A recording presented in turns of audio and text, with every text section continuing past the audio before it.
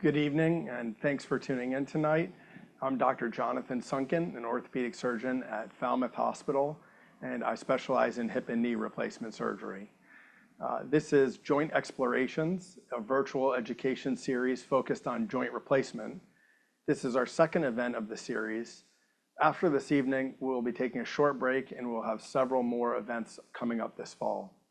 If you have any questions during the presentation, please submit them through the Zoom meeting chat. Our team will organize the questions and will address them during our last 10 to 15 minutes. If we're not able to get to your questions today, please email them to us at outreach@capecodhealth.org, and we will follow up with you directly. Today's presentation is being recorded and will be posted next week at capecodhealth.org/Falmouth-orthopedics. Tonight, I'll be talking about hip arthritis and hip replacement surgery. I did my undergraduate training at Tufts University, and after September 11th, I joined the Air Force. So I did my medical school at the Uniformed Services University, which is in Bethesda, Maryland, on the campus of Walter Reed Medical Center. I did my orthopedic residency in San Antonio, Texas, at the Department of Defense's only Level 1 Trauma Center. And I then served at Langley Air Force Base as an orthopedic surgeon, deploying to Afghanistan, Qatar, and Argentina. When I got out of the military, I did a fellowship at Brigham and Women's to specialize in hip and knee replacement. I see office hours at the Falmouth Orthopedic Center here at the Homeport Plaza on Gifford Street. And I also see patients at Stoneman Outpatient Center in Sandwich. And you can call the number on the screen to make appointments at either location. This is a photograph of a recent community outreach event that we held, and we'll be doing more talks about arthritis at the local community as well as these webinars. So what is arthritis? Arthritis means inflammation or swelling of a joint. There are multiple different reasons that people can get arthritis, but osteoarthritis is the most common type, which is that wear and tear type pattern. Different inflammatory disorders like rheumatoid arthritis can also cause damage, as well as injuries such as fractures or infections. And the end result is a painful, stiff joint. In the illustration on the left here of a knee, you can see the smooth cartilage that lines the end of the joint. And on the right, you can see some of those potholes in the cartilage and those bone spurs that can develop. And the x-rays show the same changes with that bone-on-bone change that we see annotated by the red arrows. Arthritis is very common. 23% of Americans have a diagnosis of arthritis, and that number seems to be increasing with time, possibly as we're living longer, staying active, but also as our population gets heavier. Arthritis can affect any joint.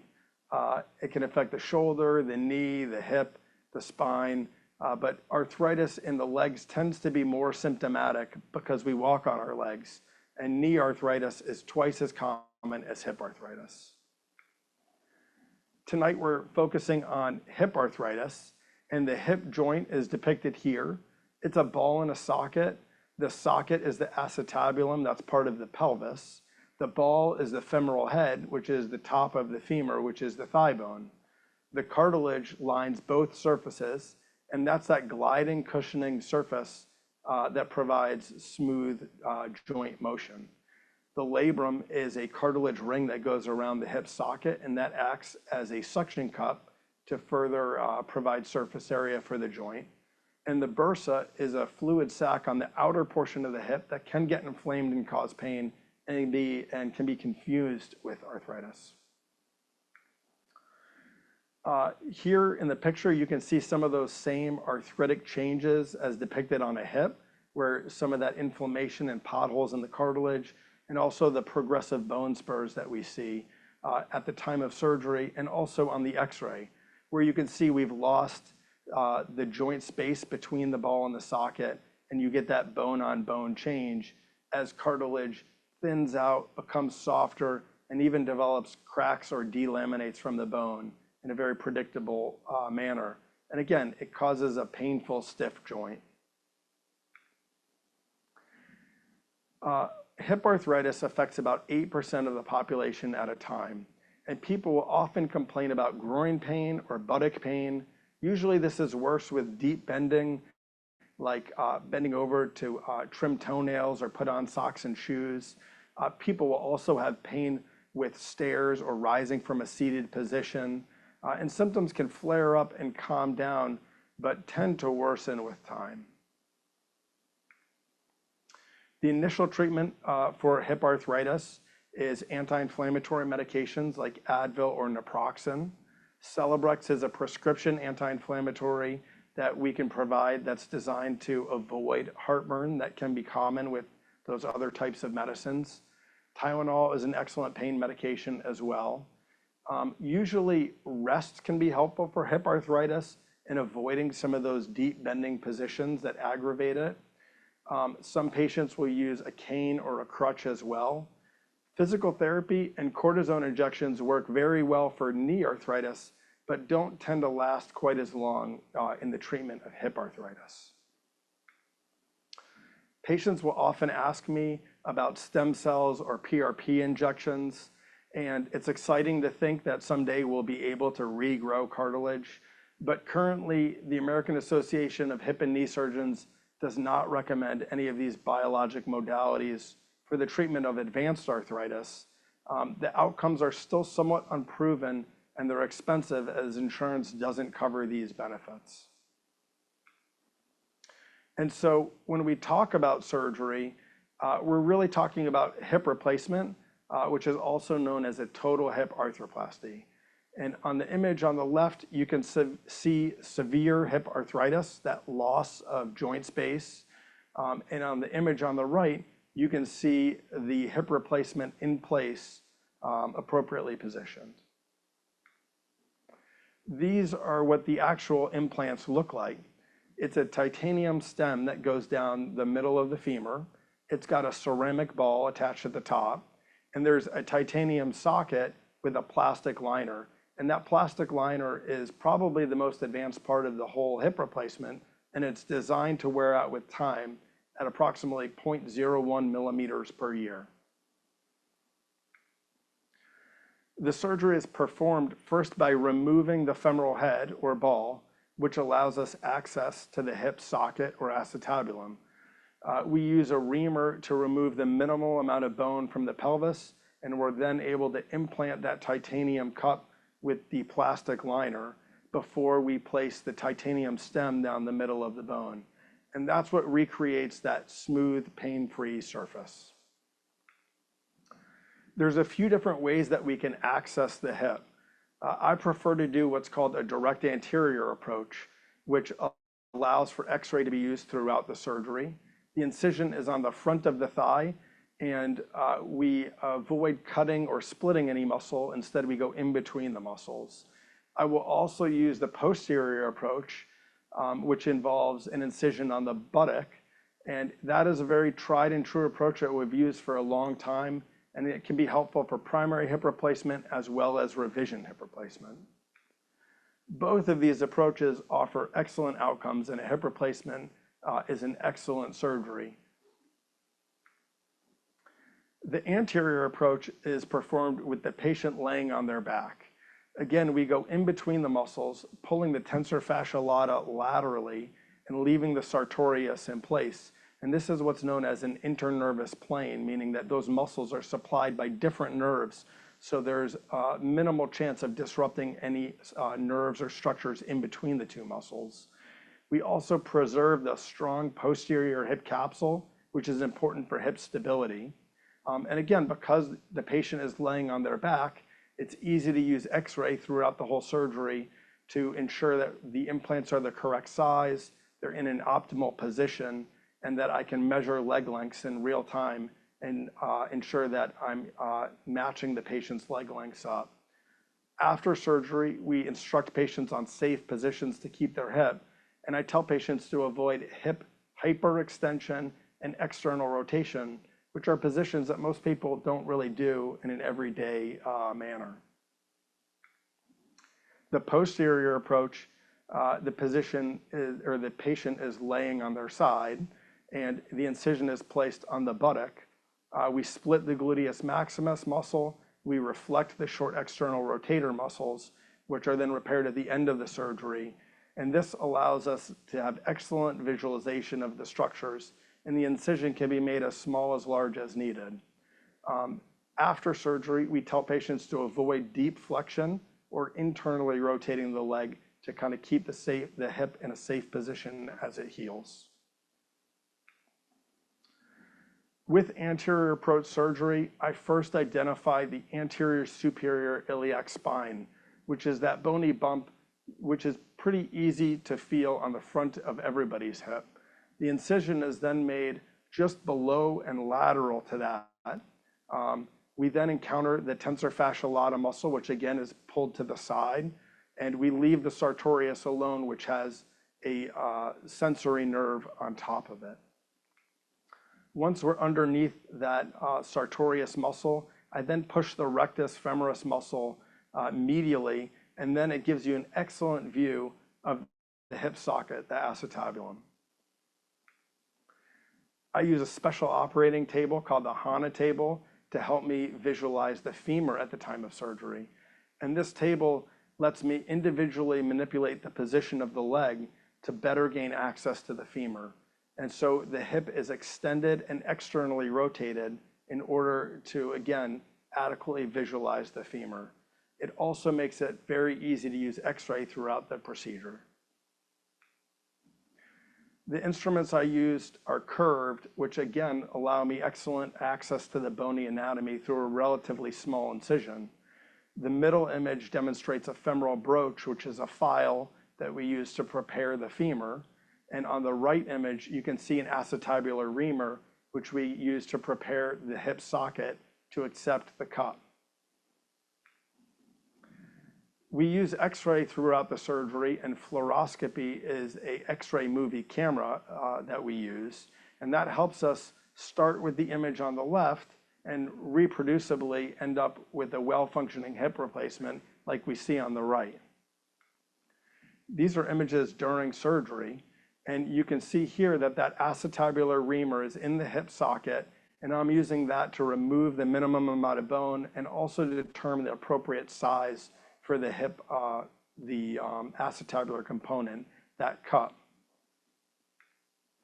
Here you can see that the cup has been placed within the pelvis with a screw for additive fixation, and I can make sure that that screw is an appropriate size. You can see that the femoral stem has not yet been placed. Here, the femoral stem, the broach, has been placed, and I can use a metal rod to measure the leg lengths by ensuring that it's flat along the bottom of the pelvis, and you can measure where this intersects the femur at the time of surgery in real time and make adjustments as needed. And this, again, is a picture during the surgery with the final implants in place in a position that's satisfactory. So some of the proposed benefits with direct anterior hip surgery are less pain and faster recovery potentially in the first 6 weeks.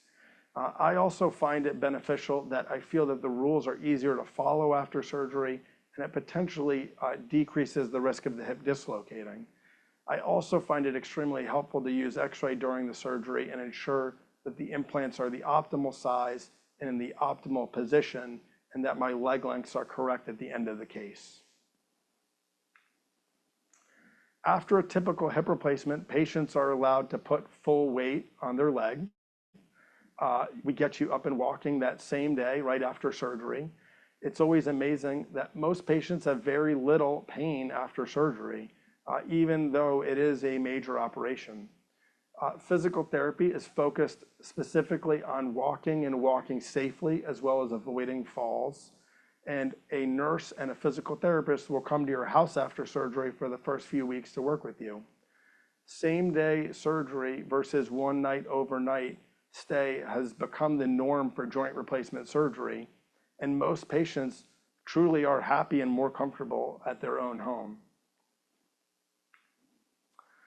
So hip replacement surgery has been termed the operation of the century, mostly due to its excellent long-term outcomes, the high patient satisfaction, and the long-term durability of these implants, with hip replacement implants lasting over 30 years. And when you talk to your friends about hip replacement surgery, most patients truly just wish that they did it sooner. And so I want to thank you for your attention tonight. If you have any questions, I'm happy to answer those specifically. Or if you call the number on the screen, I'm happy to see you in the office. And so here are some questions from the audience. If someone needs both hips replaced, do you recommend having both done at the same time? It is possible to do hip replacements at the same time, but I do not necessarily recommend it. Surgery is an injury of sorts, and even when the surgery goes perfectly, it really is up to you to heal. And I think the systemic injury with two surgeries, it does increase the risk of wound healing problems or infection. And so I typically prefer to do the surgery about 2 to 3 months apart. And I tell patients that once your new hip or knee is the good hip or knee, we could schedule that second surgery. But I really like to make sure that the first surgery goes well and that patients are happy with that outcome. Another patient asks, I had a hip replacement in 2017 due to a fracture of the acetabulum and a revision a year later due to a reaction to the titanium. It was replaced with ceramic, and I am still experiencing stem pain. Can anything be done? So some patients, especially with fractures, can have a more complicated recovery than others. And I think that even though a hip replacement is the same surgery when done for arthritis as it is when patients have a fracture, the outcomes for hip replacement after a fracture are not quite as good as for arthritis. And I think to some degree, patients with hip arthritis are excited to have their hip replaced, and nobody is excited to have a hip fracture. And so patients can react to metal ions, although typically titanium is not reactive. And so if you are having pain, I would encourage you to come and be evaluated, to get new x-rays, and to make sure that you don't have an infection or that any of the components have loosened. Why is physical therapy less effective for hip pain compared to other joints? That's an excellent question. We know that physical therapy is very helpful for knee arthritis and strengthening the quad muscle in particular. And I think that the stronger you are going into therapy or into surgery, the stronger patients are coming out of surgery. And I still will offer physical therapy to patients with hip arthritis if they desire. I do think with the hip being a ball and socket in a relatively constrained joint, the more you move that hip around, the more it tends to flare up the pain. And so if patients do have increased pain with physical therapy, I tell them to stop the therapy or to limit those positions that are causing pain. And to some degree, that stiffness that people have with hip arthritis, you're kind of banging those bone spurs into each other and kind of causing more inflammation. So I do think physical therapy is okay for hip arthritis, but if patients find that it's making things worse, then I encourage them to stop. And cortisone injections are also an option for hip arthritis, but again, tend to not last quite as long as they do in the knee. Cortisone injections can be helpful in the hip for differentiating hip pain from back pain, which can sometimes be confusing. And if we do a cortisone shot into the hip and all of your pain goes away, even if it's only for a month, I think it is encouraging in terms of identifying the hip as what's causing the pain. How long is typical hip replacement surgery? A typical hip replacement can be done in approximately an hour to an hour and a half, start to finish. It really does take time to get into the room and to position the patient safely on the operating table. I also prefer to do a spinal anesthetic when that's an option.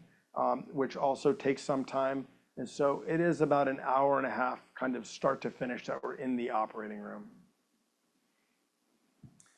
How do you decide which type of hip surgery you will use? What is the prep work? And so, with the hip replacement, again, it is the same surgery no matter how you do it. I prefer to do the anterior approach whenever I can. And I've done several hundred anterior hip surgeries. And I think the more that I've done, the more comfortable I am doing them now in patients that maybe before I would have done a posterior hip replacement on. I try to select an area where the skin is healthy because, again, it's very important that patients heal after surgery. If there is significant deformity to the hip or if there is pre-existing hardware from an old fracture, then sometimes those are best performed posterior in order to gain access or remove that hardware that's in place. In terms of the prep work before surgery, the goal is to make sure that patients are medically optimized before surgery. I want the perioperative process to run very smoothly. And so we do talk to patients' primary care doctors. We talk to their cardiologists or pulmonologists if required. And we do everything we can to make sure that somebody is medically optimized to have a good outcome after surgery. What exercise restrictions are placed on the patient after surgery and recovery? Can they run? Should they avoid heavy weights? These are also excellent questions and are debated. Certainly, any joint replacement is a man-made thing that is designed to wear out with time. And so it stands to reason that perhaps, just like in a car, if you're doing donuts in the parking lot, you're not going to get 50,000 miles out of your tires, that perhaps increased high-impact activity could cause a joint replacement to wear out faster. My goal is to get you back to doing the activities that you enjoy doing. I mean, that's the reason that we're doing the surgery. And so I do let patients perform sporting activities within reason. And it's important to have good goals before surgery. I do think that lower impact activities probably are better for the longevity of the implant. But again, the surgery is to improve the quality of your life. And so I think there's a middle ground that we try to strive to obtain. I do let patients run short distances. If you want to be a marathon runner, know that that's the best goal for you. Heavy weights are allowed within reason for hip and knee replacement. For shoulder replacement, which will be a topic of a future visit, heavy weights are restricted. What can someone do to keep their hips healthy and prevent hip replacement? This is also an excellent question. And we don't entirely understand why patients develop hip arthritis. There is a genetic component that is linked to arthritis. Certainly, again, injuries or diseases like rheumatoid arthritis can cause hip arthritis. We think that there is a spectrum of normal in the shape of people's hip, and conditions such as femoral acetabular impingement can lead to hip arthritis down the road. I will commonly see patients with arthritis of one hip and not the other. And so I don't know that there is anything that we know of right now other than possibly maintaining a healthy body weight that can prevent hip arthritis.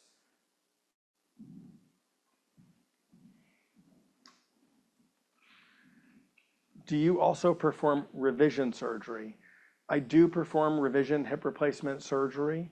I will do that from a posterior or anterior approach, again, depending on the specifics of the current implants or the previous approach that was used and exactly why we're doing revision surgery. So I think one of the keys with any revision joint replacement is really identifying the reason for failure, and that gives us the biggest opportunity to fix a problem. And so some patients, like we heard from earlier, have a joint replacement and may have some pain. And it's very important to identify what is causing that pain. If it's a loose implant, if it's an improperly positioned implant, if there's an infection present. And that is the first thing that I consider is there infection around a joint replacement? Or again, I will sometimes see patients with hip x-rays that look good after a hip replacement, but they go on to develop degenerative changes in the back, and that can be confused with a pain in the hip. Do you perform hip replacements in the hospital or a surgical center? I have done surgery in both locations in the past. Here at Falmouth, we do all our surgery at Falmouth Hospital, which I think has a lot of the advantages of both locations. Patients have the ability to stay overnight at the hospital if required. I have everything in the hospital that I need for every possible outcome. If there's a medical issue, if people have difficulty with anesthesia. But at the same time, Falmouth Hospital is a smaller facility. It's a very streamlined facility. And so patients are able to come into the hospital, have their surgery, meet with therapy that same day, and go home in a very smooth process with a very streamlined protocol. Is there a typical age range for hip replacement surgery? So if you're younger than 55, we consider you young to have a joint replacement. And in patients who are over 60, I tell them that that joint replacement should last forever. A younger patient potentially could wear out a joint replacement earlier and require a revision in the future. And so I do think surgery is always a last resort. I tell patients to delay if they can for as long as they can. But when patients tell me that they have more bad days than good days, if you can't walk 30 minutes because your joint is bothering you, then I do think you're missing out on activities. It's difficult to stay cardiovascularly fit. Patients have limited mobility and independence. And then I do recommend a joint replacement if nothing else has worked. And in younger patients, there really isn't another option other than a hip or a knee replacement. And so there are conditions like avascular necrosis where patients do require hip replacement as young as in their 20s or 30s. And while it is young to have a joint replacement, I think it's also young to be dependent on a cane or a crutch. And I find that joint replacement in those patients leads to a very satisfactory outcome, understanding that, again, in the future, they may need that surgery revised. I want to thank everybody for your questions tonight. If we're not able to answer your question today, please email them to us at outreach@capecodhealth.org, and we will follow up with you directly. Today's presentation was recorded and will be posted next week at capecodhealth.org/Falmouth-orthopedics. If you'd like to schedule a consultation, please fill out our form at capecodhealth.org/ortho or call our office at 508-457-4900. Thank you.